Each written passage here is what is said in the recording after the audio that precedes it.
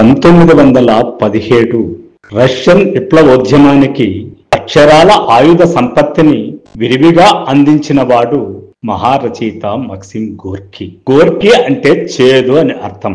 అలా ఆయన జీవితంలోనూ రష్యన్ సమాజంలోనూ ఉన్న చేదుని వివరణాత్మకంగా, ఆలోచనాత్మకంగా తన రచనల ద్వారా తెలియజేసిన వాడు మక్సిమ్ గోర్కీ.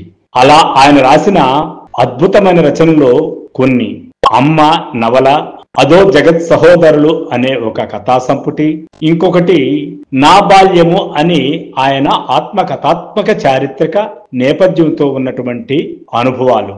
మరి ఈ మూడు సామాన్యమైనటువంటి ప్రభావాన్ని చూపించలేదు ఆనాటి రష్యన్ సమాజానికి.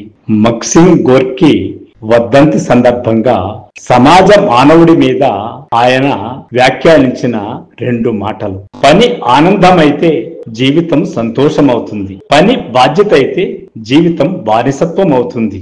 రెండోది, ఒక దుఃఖితుడు ఇంకో దుఃఖితుడి కోసం వెతికి ఆనందం పొందుతాడు.